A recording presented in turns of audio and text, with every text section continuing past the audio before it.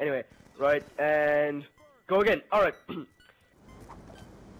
Damn my X here. Brian, why is it slow?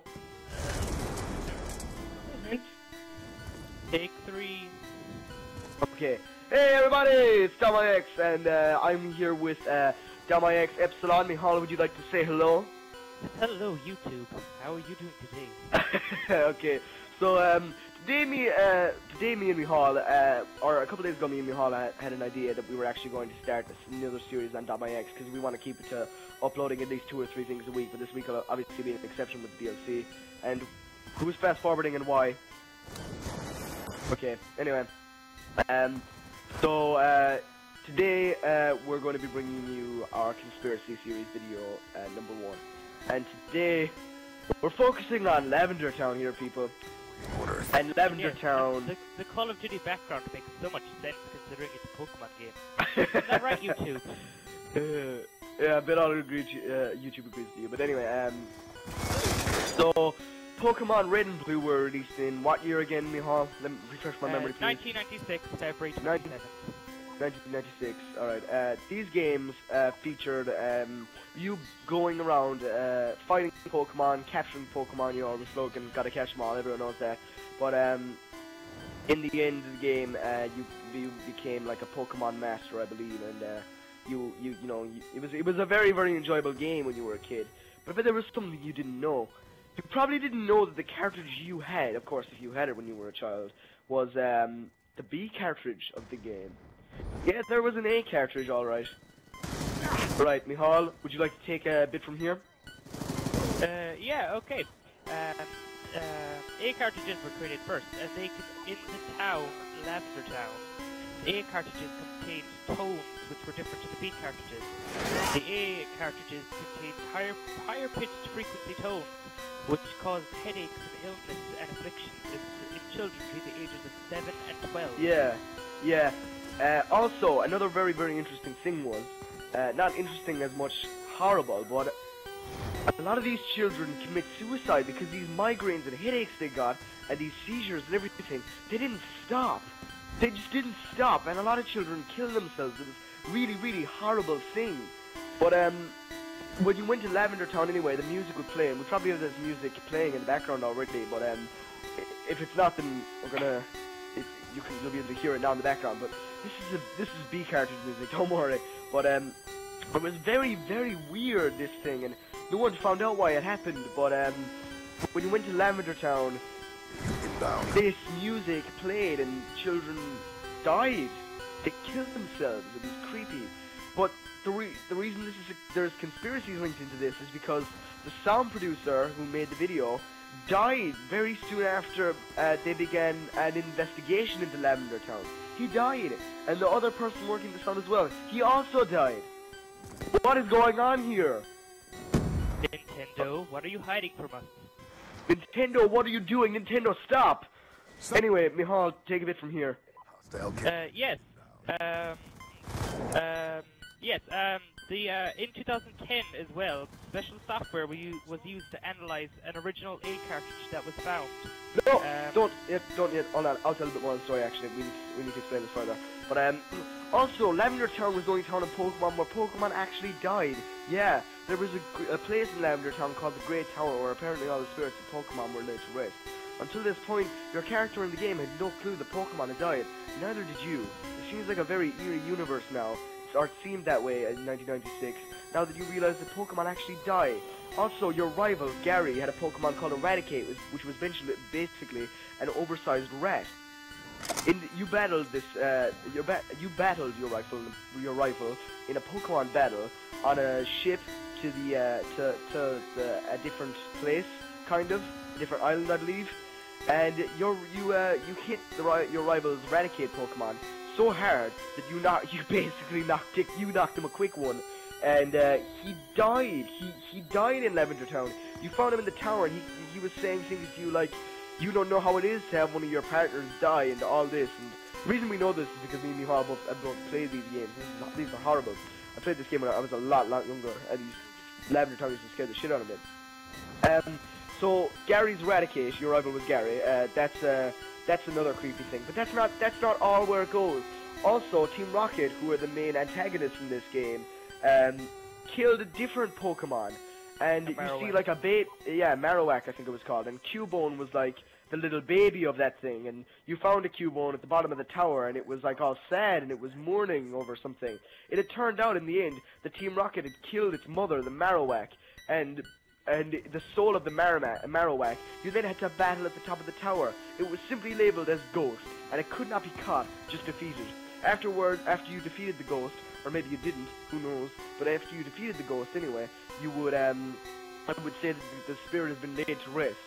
That's not all of Lavender Town though. There have been many things that, like, the boss of the, was it the boss of the tower was buried alive, Mihal? And then you had to battle him? The original A cartridge. There was picture files which showed a man buried alive coming out of the ground and then eating the sprite of your character. Yeah, and then it said game over, which provoked the idea, if you lost to that guy, was it game over, and did he eat you, and then, you know, anyway, there was also Pokemon called, hold on, I might as well explain this first. This was Generation 1 of Pokemon. Every generation they'd actually add in some new Pokemon, and in Generation 3, which came much later, there were these Pokemon called Unknown, and they were literally letters with, like, some eyes in them, and there was something not right about them. But then, in 2010, they went into a sound program, and Mihal, you explain the rest. Yeah, and they used a special software in the sound program to edit out the music. When played, the software created images of Unknown near the end of the audio. The Unknown did not appear until Generation 3, and the Unknown translated to Leave Now, which raised the controversy so much. Strike awaiting coordinates. Also, at the very, very end of this tune, once you played it in this sort of program, it showed the Ghost Pokemon sprite. That's not right. There was always something more in Lavender Town, I knew, but we've given you the evidence, people. Well, we've given you as much as we have, really. I don't think there's much more to it other than what we know. Mihal, can you think of anything else? Oh, the White Hand sprite. Yeah, that was another file that they found in the game where the White Hand would like kill you or something and make you restart the game. And if you've never seen Blame Truth's Pokemon Scary Blue, then you should also go watch that. Maybe we'll link that or something. But that is that's another weird thing that happened with Pokemon Blue. And the White Hand sprite, when all the images were played in correlation with each other, it was said to cause seizures. The image of the sprite. Brian, what would you have to say about all this? Quite terrific. Terrific. Yeah, I mean, there's a lot of evidence to support. Also, we almost left out something. Missing number. All right, Mihal, you tell this one. Missing number. Missing number is after you speak to the old man who about catching the Pokemon. If you flew to I can't remember the name of the town right now, but if you flew that town and went into the ocean to the right-hand side of the town and came into contact with the Pokemon would appear as missing number. And it would appear as a data stream. It was very, very odd.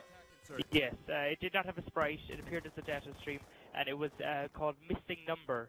It was missing no, technically. Or missing no, full stop. So if you want to look that up, it's missing and then no space and the NO. Gonna do some research into that. But there was some theories about it coming back to the Marowak. There was also a Pokemon called Kangaskhan. It had like it was like a kangaroo kind of, and it had like a baby Pokemon. It had a baby one in its like pouch, and it was really, really weird. And there was talks about originally it was supposed to have the baby was supposed to be like its Kangaskhan was the evolved form of its baby that you didn't have in its pouch, and that'd be a completely different Pokemon, like Kangaskhan baby or something. But there was actually supposedly some sort of crossover evolution between Kangaskhan and Marowak, and we believe the missing number was the transition Pokemon. But missing number, also in the code, has extreme similarities to the Ghost Pokemon. So it's very, very weird. And there's a lot more. There's probably a lot more than we haven't touched on, but Lavender Town is extremely weird. There's been many hacked games such as Escape from Lavender Town that people have made over the years, but I think that concludes it for Lavender Town. Please leave your opinions below. Do some more research if you like, and that's about all we're gonna give you, I think. But moving on, that's the conspiracy part of this video done. Actually, next week, we're not really sure what we're gonna do yet, are we? No, not yet. Not yet, there's but some terrifying Nintendo secret out there nobody's uncovered.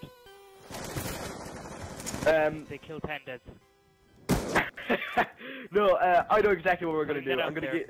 gonna give you guys a clue, alright? Don't go into the mansion after dark. Alright, good luck. You can guess that in the comment section below. So anyway, moving on. Dom.ix would also like to present to you on Tuesday. We're going to hopefully film on Tuesday. We're going to film. Might be uploaded for Wednesday or Thursday, but stats on the Peacekeeper submachine gun from the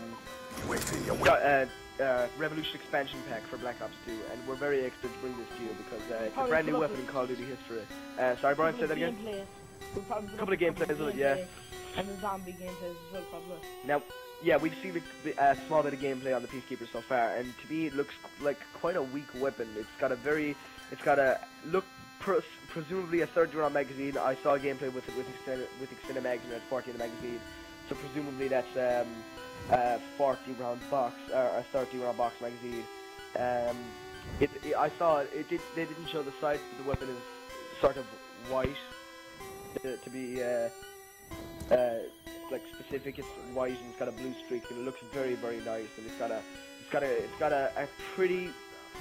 an extremely quick reload. Actually, it looks like about a second and a fifth of a second. So that looks very interesting. The Peacekeeper SMG, and we're also going to do some. Mihal, you have some explaining to do. You can explain die rights for us right now. You can explain why zombies are in die rights for us right now.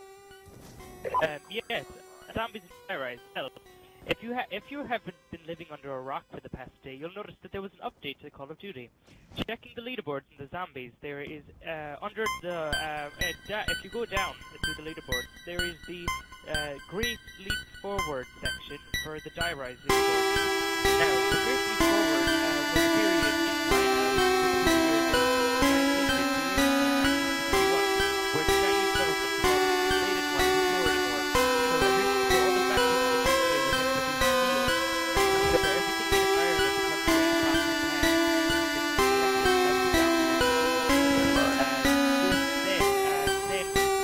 in a period through those 4 years, meteors just like an asteroid shower or something. I'm going to focus on that. Sorry. Anyway, and then the meteors became iron. So they had harvested the iron from the meteor, and they used it to make the steel. Now the theory is that it was called that because inside the building in Dairai, the steel from those meteors was used, and then the theory is that those meteors came from balloons just like the meteors in Shinonuma, and the Easter egg meteor in the first Call of Duty game. And in Shinonuma, outside the map, you can see the large meteor, and if you Google a picture of the meteor that's in China, you do have pictures. They do look very, very similar. Now, it's rumored that the steel from that was used in the supports for the buildings, and that is why there are zombies there. But it hasn't not come out yet, so we'll probably see on Tuesday. So the steel is attracting the zombies, so to speak. Yeah, or causing the zombies. It's unknown yet. Right. Yeah. Right. So also another way of putting that might be there's the zombie virus or whatever such maybe in the steel, literally. Yeah. That's quite interesting. Considering Actually. that it came from Moon, so considering. Yeah. Yeah, that makes a lot There of has sense. been But meteors in the past in all of the zombie maps, nearly. HQ identified. yeah.